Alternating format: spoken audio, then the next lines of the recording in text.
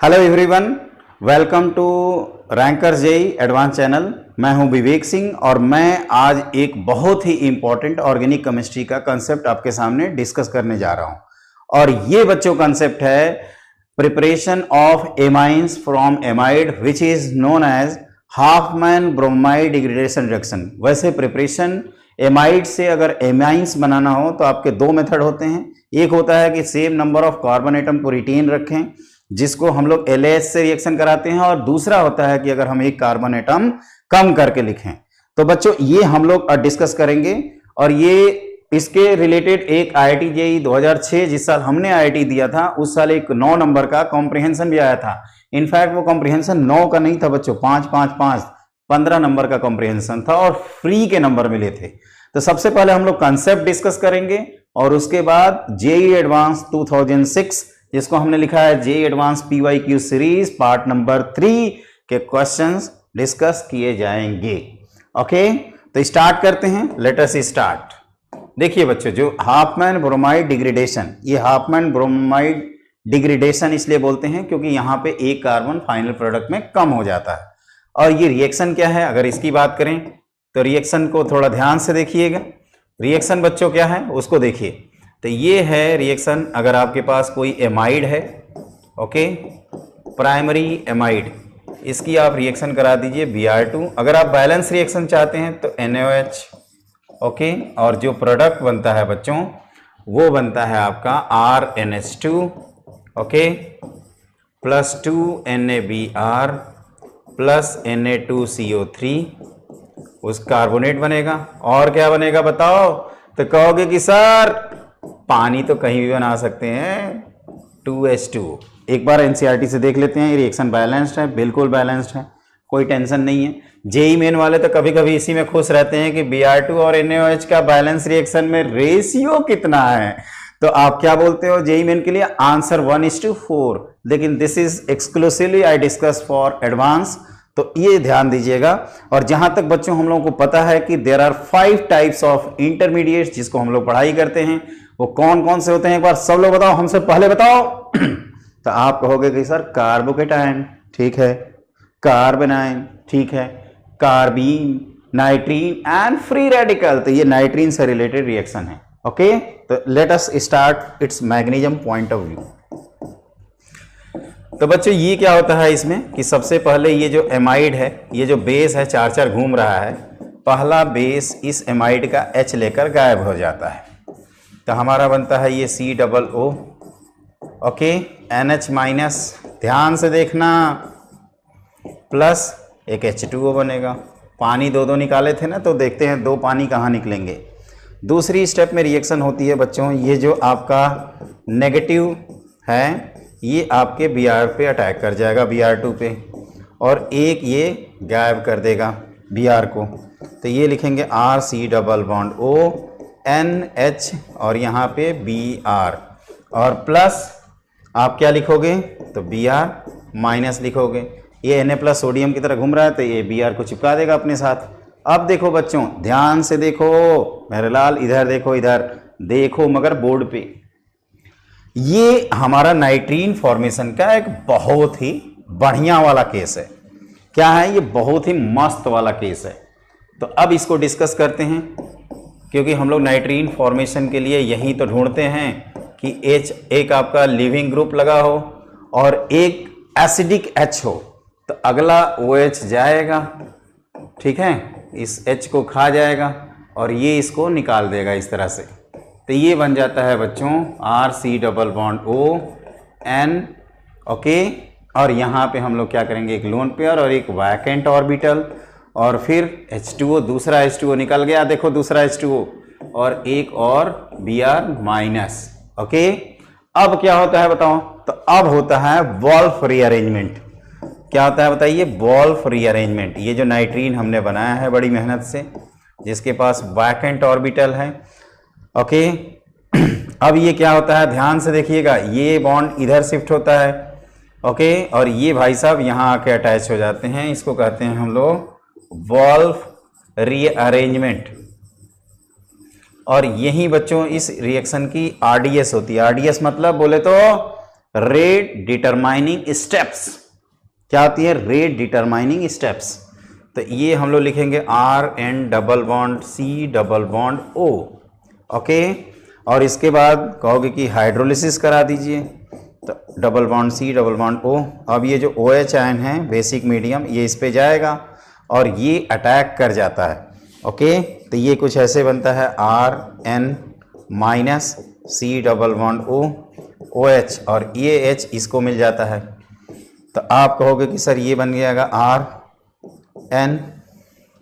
Okay, ध्यान देना H, और यहाँ यहाँ क्या होता है बच्चों? C डबल बॉन्ड O, ये O माइनस। अब क्या होता है? ये यहाँ आएगा और ये बॉन्ड ब्रेक हो जाएगा। तो इसके बाद हम लोग लिखते हैं RNH माइनस और plus CO2। CO2 basically carbonate में कन्वर्ट हो जाएगा, और इसके साथ बच्चों हमारे पास वाटर है एक्स्ट्रा जो घूम रहा है, तो ये आपका एमाइन में कन्वर्ट हो जाता है। ओके, ये ध्यान रखिएगा। तो ये होती है इसकी मैकेनिज्म। कैसे मैकेनिज्म हमने समझाया, एक बार याद रखना, भूलना मत, ये बहुत ही इंपॉर्टेंट रिएक्शन है। ध्यान से देखो, सबसे पहले तो रिएजेंट का नाम पूछता है, तो Br2NaOH, रेशियो पूछेगा 1:4। इधर के प्रोडक्ट में आप मेजर प्रोडक्ट ध्यान रखिए, ऑर्गेनिक प्रोडक्ट। पहला रिएक्शन, ये H गायब हुआ, वाटर निकला। दूसरा, ये Br2 पे अटैक किया, ये यहाँ से नाइट्रीन फॉर्मेशन, दिस इज नाइट्रीन। क्या होता है बताओ? नाइट्रीन।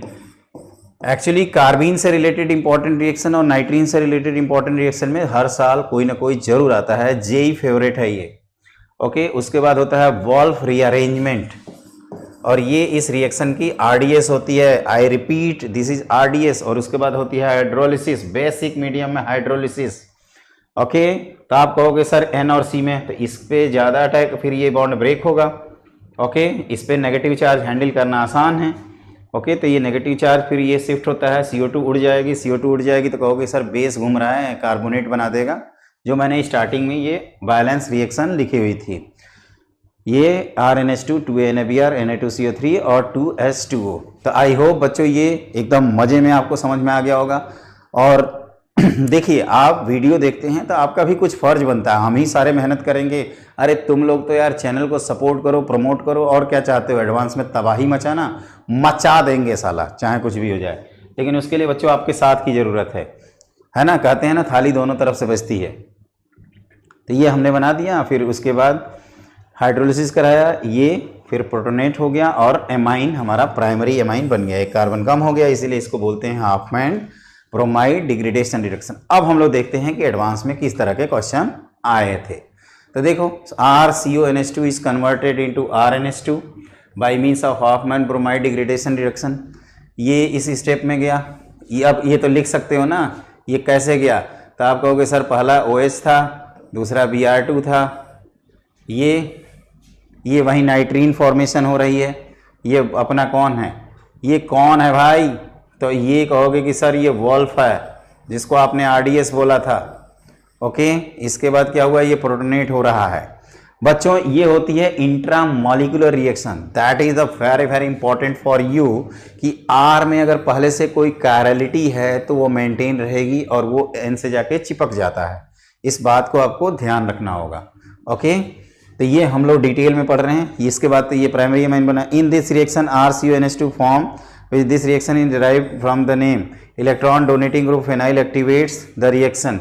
Hofmann degradation is an intramolecular. The point to be noted, how the conversion of first to second is carried about. ये reagent का नाम पूछ रहा है, तो आपका reagent का नाम क्या है? तो Br2 plus KOH।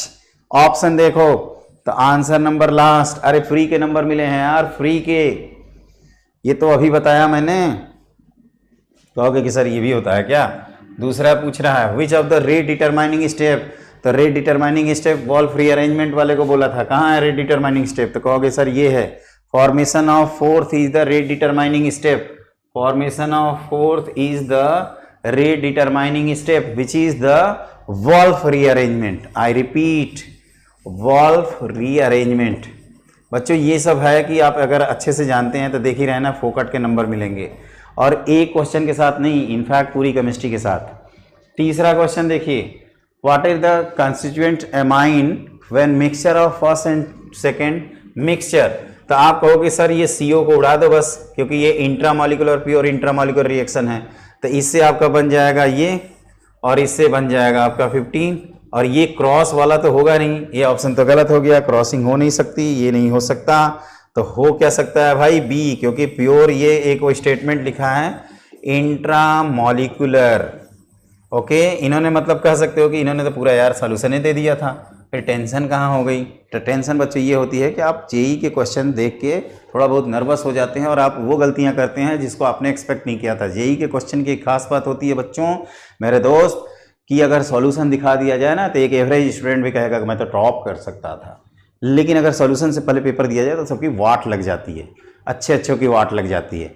तो ये ऐसा होता क्यों है, क्योंकि बहुत बेसिक पूछा जाता है, ट्रिकी पूछा जाता है, और हम चाहते हैं कि इस तरह के और भी वीडियो आपके साथ आपको मिले और इस तरह के कंसेप्ट को आप धुआं उड़ा दें, कहते हैं ना धुआं धुआं कर दें।